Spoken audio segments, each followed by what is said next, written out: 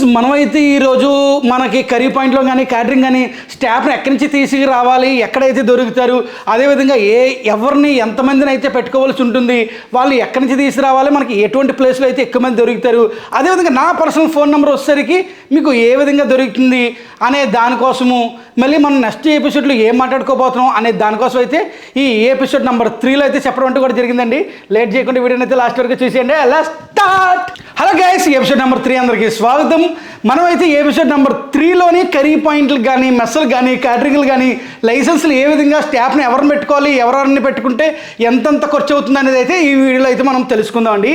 మనం అయితే ముందుగా అయితే స్టార్టింగ్ స్టాఫ్ ఒక కర్రీ పాయింట్కి సంబంధించి ఎవరికి కావాలి, ఎంతమందిని పెట్టుకోవాలి, ఎటువంటి రకమైన స్టాఫ్ ఉండాలి, స్టార్టింగ్ మనం వెజ్ నాన్ వెజ్ రెండు చెయ్యాలి. స్టార్టింగ్ కర్రీ పాయింట్ అనుకోండి, మనము వెజ్కి నాన్ వెజ్కి కలిపి ఒక మాస్టర్ని పెట్టుకోవాలి.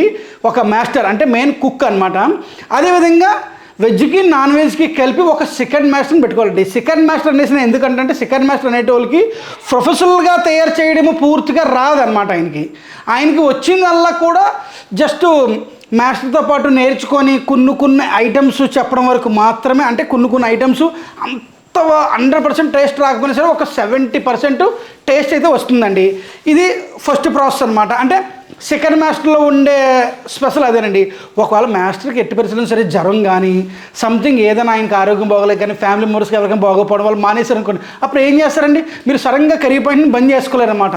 అందువల్ల సెకండ్ మాస్టర్ అనేటివి కంపల్సరీగా కావాలి. ఒకటి నెక్స్ట్ వచ్చేసరికి అసిస్టెంట్ అండి. అసిస్టెంట్ అయితే మాత్రం కంపల్సరీగా ఉదయానికి సాయంత్రానికి కలిపి ఒక మనిషి అయితే కావాలి. వెజ్కి నాన్ వెజ్ కూడా సేమ్ అండి, వీళ్ళైతే సరిపోతారన్నమాట. స్టార్టింగ్ స్టేజ్ అయితేని అసిస్టెంట్ ఏంటి ఒకరు కావాలి. అదేవిధంగా హెల్పర్ ఎవరైతే ఉన్నారో హెల్పర్ కూడా ఒక మనిషి కావాలండి. మీరు అసిస్టెంట్ ఏంటి హెల్పర్ ఏంటి అనేసి కూడా అడగచ్చు. అసిస్టెంట్ అనేటోళ్ళకి చింతపండు పులుపు తీయమంటే దాంట్లో ఎన్ని నీళ్ళు పోయాలి, ఎలా తీయాలనేది తెలుసండి.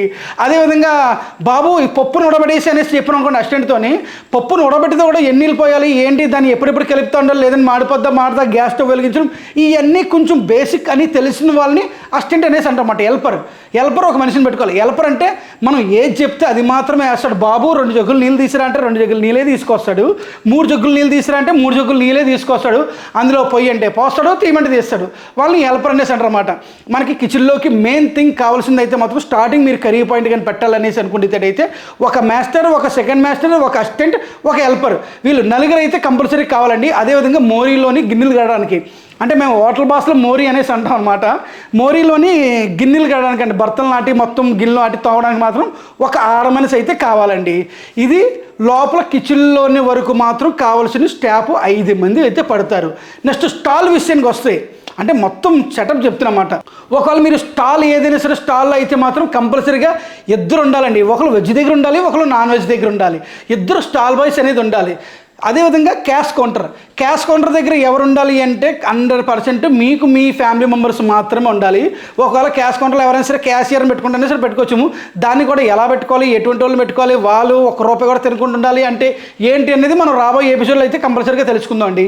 ఇది మనకి స్టాల్లోకి అయితే కంపల్సరీగా 3 అయితే పడతారండి. ఒకళ్ళు క్యాష్ కౌంటర్లో ఉండడానికి ప్లస్ 2 స్టాల్ బాయ్స్ అనమాట. అంటే స్టాల్లోని వెజ్ నాన్ వెజ్ పార్సల్ కట్టడానికి. ఇంకా మొత్తం స్టాఫ్ వచ్చేసరికి మనకి కిచెన్లో అయితే 5 మంది, స్టాల్లో అయితే 3, మొత్తం 8 మంది స్టాఫ్ అయితే కంపల్సరీగా కావాల్సి ఉంటుందండి. ఎప్పుడు స్టార్టింగ్ బిజినెస్ అంటే 1000, 2000, 3000, 4000 నుంచి బిజినెస్ మనకు స్టార్ట్ అయ్యి దగ్గర 20 నుంచి 25,000 బిజినెస్ వచ్చేంత వరకు కూడా ఈ స్టాఫ్ అయితే సరిపోతుందండి మనకి.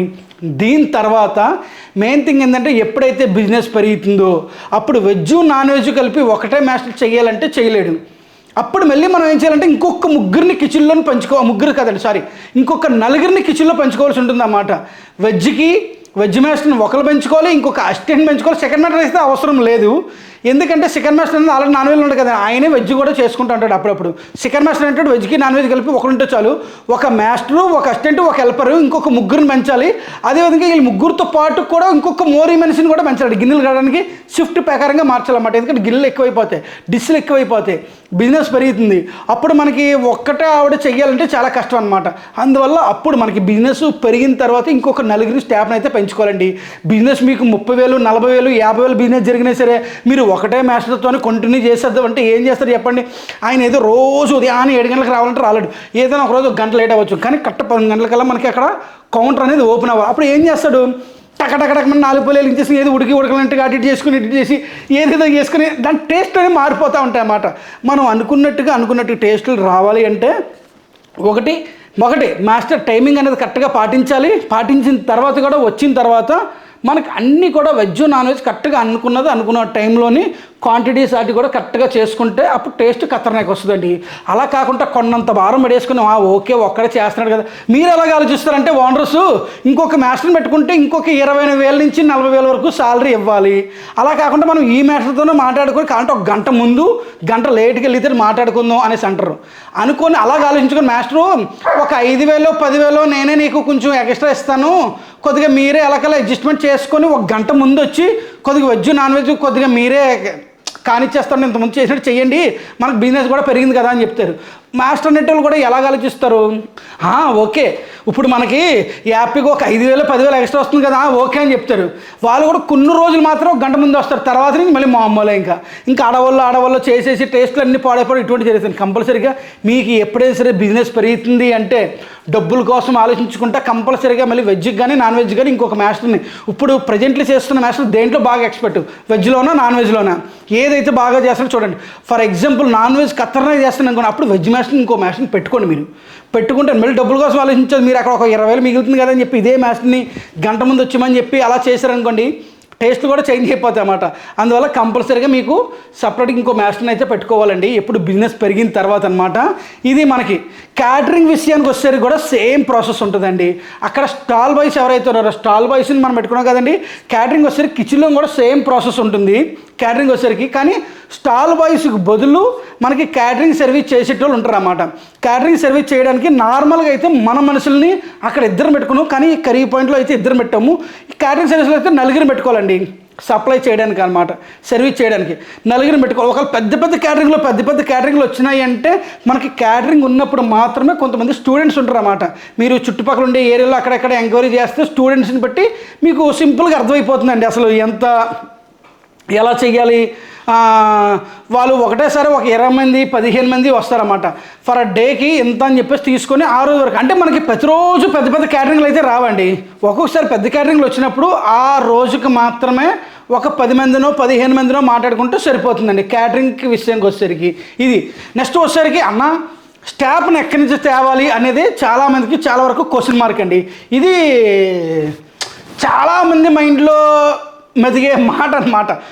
మెయిన్ స్టాఫ్ మాస్టర్ వచ్చాడు పోయాడు వీళ్ళు ఎక్కడ దొరుకుతారు కొంతమంది తెలియని వాళ్ళ కోసం మాత్రం చెప్తానండి. ఒకటి దీంట్లోని ముందుగా మనము ప్రతి ఎవ్రీ సండే ఈనాడులో క్లాసిఫైడ్స్ అని చెప్పేసి వస్తుందండి. మీరు ఎక్కడైతే ఉన్నారో ఆ ఈనాడు క్లాసిఫైడ్స్లో కానీ మీరు కానీ యాడ్ కానీ ఇచ్చేటట్టయితే మాత్రం అక్కడి నుంచి కూడా మీకు రకరకాల కాల్స్ అనేది వస్తూ ఉంటాయండి. కానీ ఈనాడు క్లాసిఫైడ్స్ ద్వారా ఇవ్వచ్చుము. అక్కడి నుంచి స్టాఫ్ అనేది ఎవరు కావాలంటే వాళ్ళు వస్తుంటారు, కాల్స్ వస్తుంటారు, వాళ్ళని పిలిపించుకోవాలి, ట్రయల్స్ చేసుకోవాలి, నచ్చితే ఓకే అని చెప్పి సాలరీ మాట్లాడేసుకుని పడేసుకోవాలి. రెండోది వచ్చేసరికి OLX క్లిక్కర్ అని చెప్పేసి ఉన్నాయన్నమాట. అటువంటి వాటిలోని కూడా మీరు మామూలుగా యాడ్ అనేది ఇవ్వచ్చు అండి. ఇంకా స్పీడ్గా ప్రాసెస్ అవ్వాలంటే కొద్దిగా పేడ్ యాప్స్ లేక 200 300 ఇలా పే చేసుకుంటే మనకి ఇంకా స్పీడ్ ప్రాసెస్ అనేది కూడా అవుతుంది అనమాట. దాంట్లోంచి కూడా రప్పించుకోవచ్చు. ఇది ఒక మెథడ్ అండి, కొద్దిగా ఆన్లైన్ కోసం ఆలోచించేటోళ్ళ కోసం అనమాట. అలా కాకుండా ఇంతకుముందు మాకు బాగా ప్రాసెస్లో ఎలా జరిగేదంటే మధ్యలో బ్రోకర్ ఉండేటోళ్ళు అన్నమాట. అంటే కన్సల్టెన్సీ టీం లెక్క బ్రోకర్స్ ఉండేటోళ్ళు. వాళ్ళు ఇప్పటికీ ఉన్నారండి ప్రజెంట్లీ. వాళ్ళు ఎట్లా అంటే స్టాఫ్ని సెట్ చేస్తారన్నమాట. ఓకే అండి చెప్పండి మీకు ఎంతమంది కావాలండి? ఓకే మాస్టర్ అసిస్టెంట్ మొత్తం ఓకే అండి స్టాఫ్ మొత్తం సెట్ చేస్తాను. ఎంతమంది? ఒక 20 మంది. 20 మంది స్టాఫ్ని సెట్ చేసినప్పుడు ఈ 20 మంది దగ్గర కలిపి వీళ్ళు ఏం చేస్తారంటే అండి 5% నుంచి 20% వరకు తీసుకుంటారండి. వాళ్ళు ఫస్ట్ మీరు మాట్లాడే దాన్ని బట్టి ఉంటుందన్నమాట. 5% 20% ఈ లెక్క ఎలాగొస్తుంది అనేసి ఆలోచిస్తారు. ఫర్ ఎగ్జాంపుల్ మాస్టర్కి 20,000, అసిస్టెంట్కి 10,000, ఇంకొకరికి 5,000, ఇంకొక 5,000 అలాగా వీళ్ళందరూ సాలరీలో టోటల్ చూస్తే టోటల్ 50,000 అయ్యింది అనుకోండి. ఆ 50,000లో నుంచి 5% అనేది తీసుకుంటారు అన్నమాట. అంటే వీళ్ళు ఎంత అయితే మాట్లాడారో అంత 5 అయితే 5, 10 అయితే 10, 20 అయితే 20%. ఆ విధంగా కమిషన్ బేసిక్లకి తీసుకుంటారండి. వాళ్ళు కమిషన్ బేసిక్లకి తీసుకుంటారు అన్నమాట. తీసుకున్న తర్వాత కూడా మళ్ళీ వీళ్ళేం చేస్తారు అంటే ఓనర్స్ దగ్గరే కాకుండా ఎవరినైతే డ్యూటీలో పెట్టారో ఒక మాస్టర్ని డ్యూటీలో పెట్టారనుకోండి మళ్ళీ వాళ్ళ దగ్గర నుంచి కూడా సపరేట్గా 2,000 1,500 3,000 5,000 ఇలా తీసుకుంటారు. ఇది ఒకటి. నెక్స్ట్ వచ్చేసరికి ఈ మధ్యలోని బ్రోకర్స్ అంటే కన్సల్టెన్సీ టీమ్ మాస్టర్లు పంపించేటోళ్ళు ఎవరైతే ఉన్నారో వాళ్ళు ఏం చేస్తారంటే మాస్టర్లకి కంపల్సరీగా అడ్వాన్స్ ఇవ్వాల్సి ఉంటుందన్నమాట. దానికి షూరిటీ కూడా మధ్య వ్యక్తి ఎవరైతే ఉన్నారో వాళ్ళే భరాయిస్తారండి. మాస్టర్కి అడ్వాన్స్ అనేది వాళ్ళు పెద్ద తోప నార్మల్లో అయితే 1 month శాలరీ ఉంటుంది. పెద్ద తోపులకి అయితే మాత్రం 2 నెలలు 3 నెలలు 4 నెలలు 1,00,000 2 లక్షలు ఇలాగ అడ్వాన్స్లు అనేది ఉంటుంది అన్నమాట. ఆ అడ్వాన్స్ అనేది కూడా ఎలాగా మళ్ళీ తర్వాత వాళ్ళ దగ్గర నుంచి ఎలా వసూలు చేయాలి అంటే అడ్వాన్స్ ఇచ్చేటప్పుడు కూడా కొంతమంది అగ్రిమెంట్ రాసుకుంటారండి, కొంతమంది రాసుకోరు, జస్ట్ నమ్మకంగా ఇచ్చేస్తారు. కొంతమంది అగ్రిమెంట్ రాసుకుని నువ్వు మా దగ్గర 2 years కంపల్సరీగా ఉండాలి అని చెప్పి మాట్లాడుకుంటారు. కొంతమంది అటువంటిది ఏమీ మాట్లాడుకోరు. నీకు నచ్చకపోయినా మాకు నచ్చకపోయినా సరే 1 month ముందు చెప్పాలి, లేదంటే 2 months ముందు చెప్పాలనేసి మాట్లాడేసుకుంటారు అన్నమాట. ఆ విధంగా మీకు నచ్చినట్టుగా మీరు మాట్లాడేసుకుంటూ ఉంటారండి. జస్ట్ వచ్చేసరికి అడ్వాన్స్లు అనేది కూడా ఒకవేళ మధ్య వ్యక్తి ఉన్నారనుకోండి, అడ్వాన్స్ ఎలా కట్ చేసుకోవాలనేసి అంటారు. అడ్వాన్స్ కట్ చేసుకునే పద్ధతి ఏంటంటే అండి, మనం ఫస్టే మాస్టర్కి అడ్వాన్స్ ఇచ్చేటప్పుడు మాకు అడగాలన్నమాట. మీకు నెలకి ఎంత కట్ చేయాలి, మీ శాలరీ నుంచి 5,000 కట్ చేయాలా, 10,000 కట్ చేయాలా, 2,000 కట్ చేయాలా, 3,000 కట్ చేయాలని చెప్పేసి మీరు ముందుగానే మాట్లాడుకోవాల్సి ఉంటుందన్నమాట. ఆ విధంగా వీరు అంచనాగా 50,000 రూపాయలు అడ్వాన్స్ ఇచ్చారనుకోండి, వాళ్ళ జీతం ఒక 30,000 అనుకోండి, ప్రతి నెల మీరు 5,000 రూపాయలు అడ్వాన్స్లోంచి 5,000 అనేది కట్ చేసుకొని వాళ్ళకి శాలరీ అనేది 25,000 ఇస్తారన్నమాట. అంటే 5,000 అడ్వాన్స్లో కట్ అయిపోతుంది. ఈ విధంగా కటింగ్స్ అనేది ఉంటుంది అన్నమాట. తర్వాత వాళ్ళు మానేసి అడ్వాన్స్ ఎగ్గొట్టే పరిస్థితి ఏంటి అంటే ఆ ప్లేస్లోకి వచ్చేసరికి ఈ మధ్య వ్యక్తి ఎవరైతే ఉన్నారో వాళ్ళు మనకి అమౌంట్ కట్టడం అంటూ కూడా జరుగుతుందండి. ఆ అమౌంట్ కూడా వాళ్ళు వెంటనే స్పాట్లో కట్టారు. ఇప్పుడు మీ దగ్గర ఎవరైనా సరే పని చేస్తున్నారు అనుకోండి, వాళ్ళకి నచ్చలేదు, వాళ్ళు మానేసిన తర్వాత ఏమవుతుందంటే మీరు వాళ్ళకి ఫోన్ చేసి బాబు నువ్వు మానేసావు కదా నా అడ్వాన్స్ నాకు ఇచ్చి అని చెప్పేసి అడుగుతారు. అవతల వ్యక్తి కొంతమంది పౌరుషంగా ఉండి ఎక్కువ డబ్బులు ఉన్నాయంటే ఆన్ ది స్పాట్లోని కానీ లేదా నెక్స్ట్ డే రోజుగా తెచ్చిచ్చేస్తారు. కానీ కొంతమంది మాస్టర్లు ఉన్నా సరే ఇవ్వరు అన్నమాట. ఎందుకంటే వాళ్ళకి ఈ రూల్స్ అన్నీ తెలిసి కనుక ఉన్నా సరే డబ్బులు ఇవ్వరు. వాళ్ళు ఏం చేస్తారంటే సార్ ఇంకా డ్యూటీ ఎక్కలేదు సార్, నేను డ్యూటీ ఎక్కుతున్నాను, డ్యూటీ ఎక్కగల మీ డబ్బులు మీకు ఇచ్చేస్తాను సార్ అనేసి అంటారు. అలాగే మధ్య వ్యక్తిని మీరు ఫోర్స్ చేస్తారు. అప్పుడు కూడా వాళ్ళు ఏం చేస్తారంటే ఆ మధ్య వ్యక్తి మనోడిని తీసుకెళ్ళి ఇంకో దగ్గర పెడతారన్నమాట డ్యూటీ. మళ్ళీ అక్కడి నుంచి ఒక 50,000 రూపాయలు అడ్వాన్స్ ఇప్పిస్తాడు. 50,000 రూపాయలు అడ్వాన్స్ ఇప్పించిన తర్వాత బాబు నువ్వు అక్కడ కట్టాలి కదా, వాళ్ళు నా మేనకి ఎక్కుతారు ఎందుకు అందుకనేసి వాళ్ళ డబ్బులు అక్కడ కట్టాలి, ఇంకా ఎంత వాళ్ళు బ్యాలెన్స్ అనేసి వాళ్ళకి ఎంత వాళ్ళో బ్యాలెన్స్ మళ్ళీ ఇక్కడి నుంచి అడ్వాన్స్ తీసుకుని మళ్ళీ అక్కడ క్లియర్ చేస్తారన్నమాట. ఆ విధంగా మీ అడ్వాన్స్ అయితే మాత్రం మీకు ఎక్కడికి పోతుంది, వస్తుంది, టైం పడుతుంది. ఇంకా పెద్ద ముదురులు ఉంటే ఇంకా అలా సతాయిస్తూ ఉంటారు. ఇంకా కొంతమందికి అడ్వాన్స్లు కూడా వసూలు కావండి.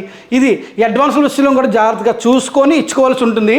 అదేవిధంగా OLXలోను కానీ పేపర్ యాడ్స్లో కానీ వచ్చేటోళ్ళు మాత్రం చాలా జాగ్రత్తగా చూసుకోవాలండి. ఎందుకు చెప్తున్నా అంటే ఇందులో దొంగలు ఉంటారు, లంగలు ఉంటారు. ఈ విధంగా రకరకాలుగా ఒకరోజు నైట్ ఫోన్ చేయడం, ఒకరోజు నైట్ జాబ్ చేయడం, ఓకే సార్ వస్తాం సార్, ఓకే సార్ అంటారు. 2 రోజులు 3 రోజులు చేస్తారు. మనం అందరూ స్టాఫ్ పడుకుంటారు కదండి, ఆ స్టాఫ్ దగ్గర ఉన్న మొబైల్స్ అన్నీ తీసుకొని పోవడం కానీ, లేదంటే క్యాష్ కౌంటర్లో ఏమైనా క్యాష్ ఉంటే క్యాష్ని వేసుకొని పోవడం కానీ చేస్తూ ఉంటారు అన్నమాట. వాళ్ళ దగ్గర మనం ఐడి ప్రూఫ్ తీసుకుంటాం కరెక్టే, కానీ ఎంతవరకు తీసుకుని ఏం చేస్తుంది చెప్పండి, ఇంకేం చేయలేము మాట ఇంకా టైంకి అటువంటి జరుగుతుంది అన్నమాట. కానీ అంటే నేను OLX కానీ పేపర్ యాడ్ కానీ నేను అందరిని అంటలేదండి, అంటే నాకు జరిగిన అనుభవం ప్రకారంగా నేను ఇలాగ అయ్యింది అనేసి అంటున్నాను అన్నమాట. ఇదండి ఫైనల్గా మనం స్టాఫ్ విషయంగా తెలుసుకున్నాం కదండి. మళ్ళీ నెక్స్ట్ ఎపిసోడ్లో అయితే మాత్రం మనకి వీళ్ళ సాలరీస్ ఎలా ఉంటాయి అనేది అయితే నెక్స్ట్ వీడియో తెలుసుకుందాము. అదేవిధంగా లైసెన్సుల కోసం చెప్తాను, లైసెన్సుల కోసం కూడా ఎంత ఖర్చు అవుతుంది, ఒక హోటల్ పెట్టాలంటే ఎంత ఖర్చు అవుతుంది, వాళ్ళ సాలరీస్ ఎలా ఉంటాయి అనేది కూడా మనం నెక్స్ట్ ఎపిసోడ్లో అయితే తెలుసుకుందామండి. అదేవిధంగా నా నెంబర్ కానీ కావాలి అంటే మాత్రం మీకు కింద అక్కడ జాయిన్ బటన్ అని చెప్పేసి కనిపిస్తుందండి. అక్కడ జాయిన్ బటన్లో వచ్చేసరికి 11,999 అని చెప్పేసి ఒక ప్రైజ్ అయితే పెట్టానమాట. మీరు అక్కడ కానీ క్లిక్ కానీ చేసేటైతే అక్కడ జాయిన్ అవ్వమని చెప్పేసి అయితే అడుగుతుంది. మీరు అక్కడ జాయిన్ అవ్వారు అంటే కమ్యూనిటీ ట్యాబ్లోని నా నెంబర్ అనేది అయితే మీకు క్లియర్గా కనిపిస్తుందండి. దయచేసి మీరు అక్కడి నుంచి జాయిన్ అవ్వి మీ పర్సనల్గా ఏది ఉన్నా సరే నాకు కాల్ చేసి మీకు ఎటువంటి డౌట్స్ ఉన్నా సరే మీరైతే క్లియర్ అయితే చేసుకోవచ్చండి. ఆ విధంగా నా పర్సనల్ నెంబర్ని అయితే మీరు పొందొచ్చుము, నాతో పాటు డైరెక్ట్గా మాట్లాడొచ్చుము. మీకు కానీ ఎటువంటి కామెంట్ల కోసం కూడా ఏదైనా సరే డౌట్ ఉంది అంటే మాత్రం మీరేం చేస్తారు అంటే డైరెక్ట్గా నేను అడగండి, నేను కామెంట్ చదివి మీరు కానీ పిక్ చేసే కామెంట్ లాంటిది అని అనిపించేటట్టయితే, అంటే నేను వీడియోలో చెప్పలేని లాంటి కామెంట్ కానీ మీరు ఏదైనా సరే అడిగేటట్టయితే మాత్రం నేను దాన్ని ఒక షార్ట్ వీడియో ద్వారా అయితే మీకు రిప్లై అనేది ఇస్తాండి. ఓకే అండి, ఇంకా మళ్ళీ నెక్స్ట్ ఎపిసోడ్లో అయితే మనం కలిద్దాం. అంతవరకు బాయ్.